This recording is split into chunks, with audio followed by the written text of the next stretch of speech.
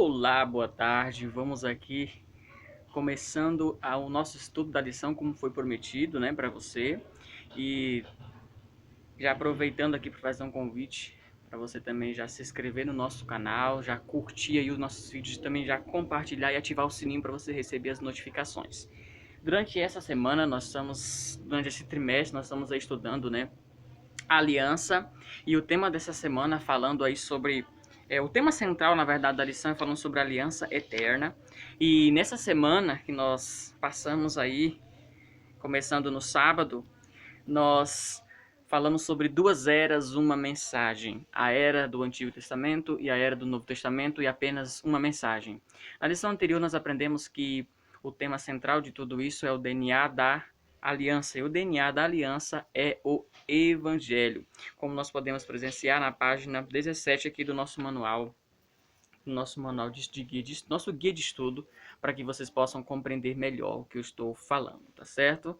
Então, para que fique mais claro, eu vou estar colocando aqui algumas considerações a respeito de modo geral da nossa lição, tá certo?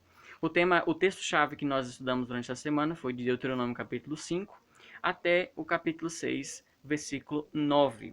E quem estudou aí, se você ainda não estudou, você vai ter um tempo hoje para estar estudando aí essa lição, para estar estudando esses capítulos, capítulo 5 de Deuteronômio, até o capítulo 6, verso 9, onde nós temos ali do 1 ao 9, o que é chamado de Shema, né?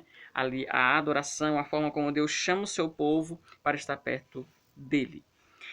Começando a lição, falando sobre a questão de aliança, na lição anterior também nós comentamos, foi comentado sobre Jeremias 31, versos 31 a 34, onde nos fala que o próprio Deus ele quer colocar a aliança, fazer uma aliança com o seu povo. Ele fala lá no texto, inclusive citado também em Hebreus, capítulo 8, versículo de 7 a 12, onde ele está ali comentando sobre Deus. Chegará um momento em que ele vai colocar a sua aliança, fazer uma aliança com o povo, colocando a sua lei, imprimindo ela aonde? Na mente e no coração.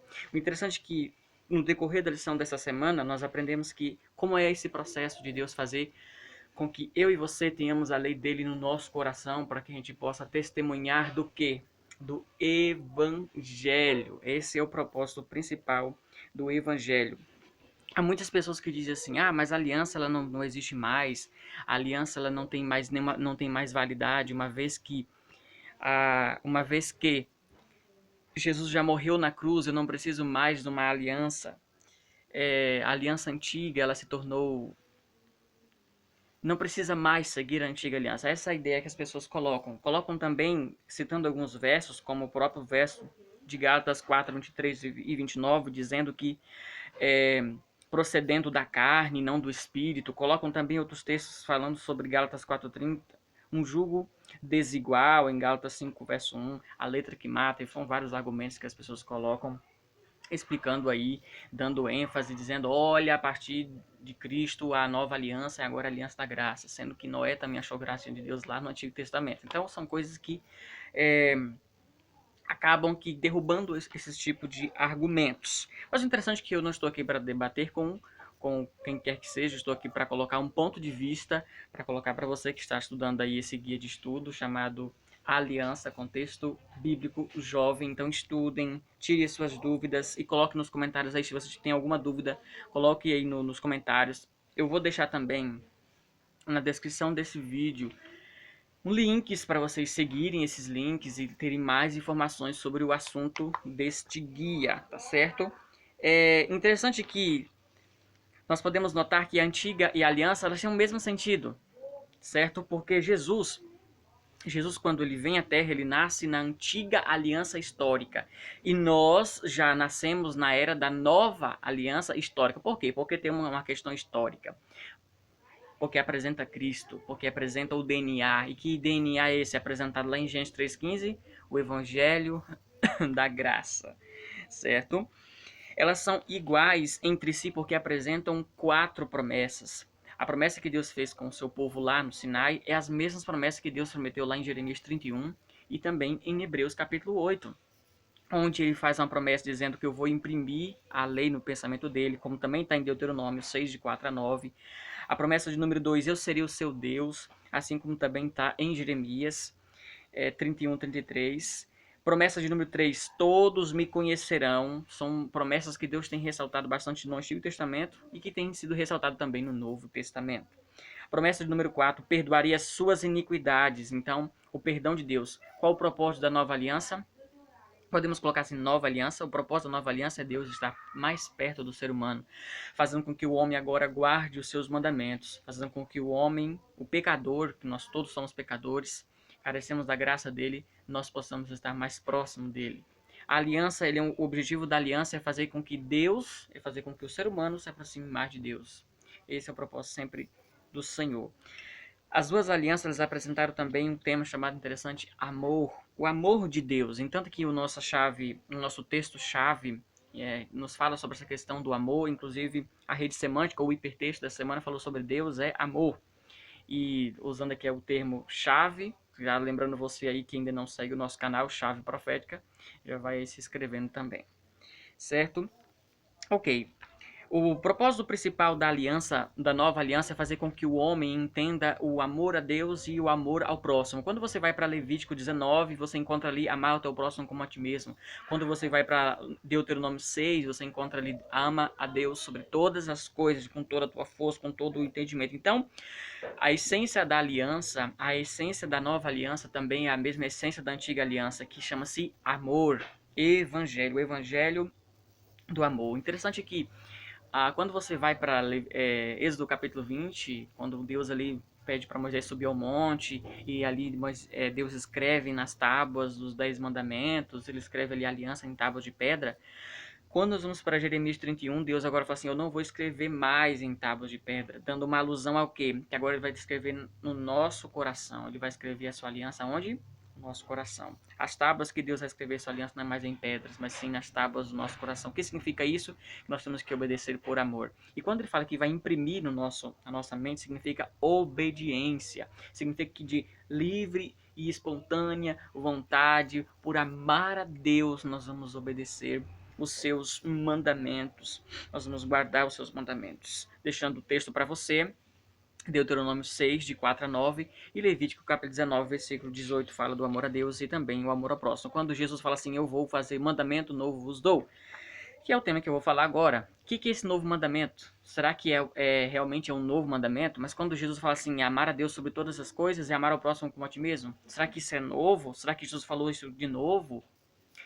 Ele, como Jesus lia o Antigo Testamento, e com toda certeza Jesus lia ali a Torá, que são os Pentateuco, né, os 5 primeiros livros da Bíblia, é onde Jesus ele tira essas duas passagens de Deuteronômio, por isso que eu vou deixar também na descrição, Deuteronômio 6, de 4 a 9, e também Levítico 19, 18, que é de onde Jesus extrai do Antigo Testamento uma coisa que ele já tinha dado no Antigo, agora ele ressalta para o Novo Testamento. O que há de novo aí? A essência, porque agora o próprio Deus desce e dá a forma correta de se guardar os 10 mandamentos. Interessante, né? Ok.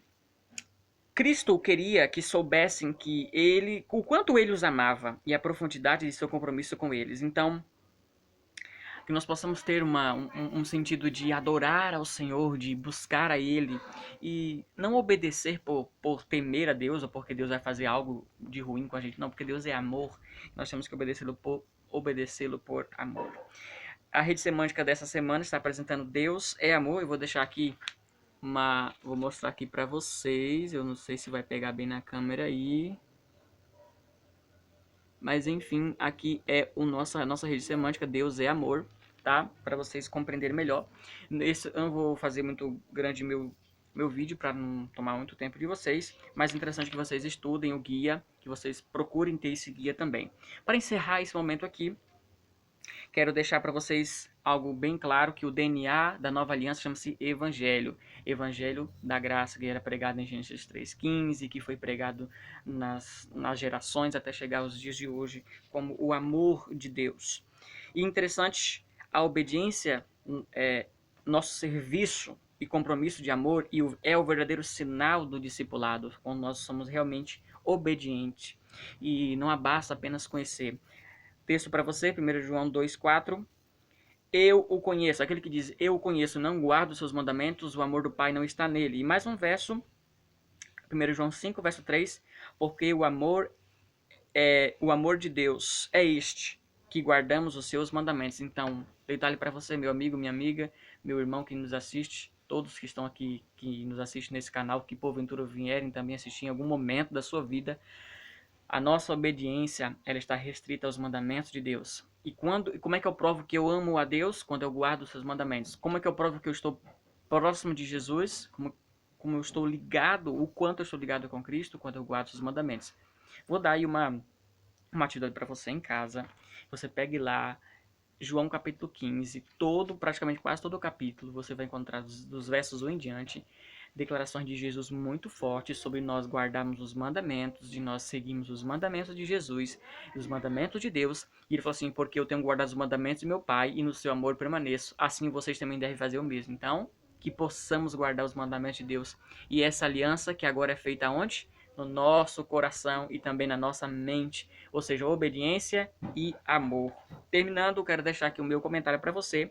O certo é, se nós temos em nossa mente e coração a lei de Deus, nós vamos ser fiéis filhos do Pai. Na mente significa quando nós colocamos aqui na mente, de acordo com a lei, a obediência clara e precisamente com as nossas ações. E no coração significa porque nós vamos não fazer por obrigação, mas por amor. Amigos, aprenda uma coisa. Os mandamentos de meu Pai não são penosos. Jesus fala isso aí.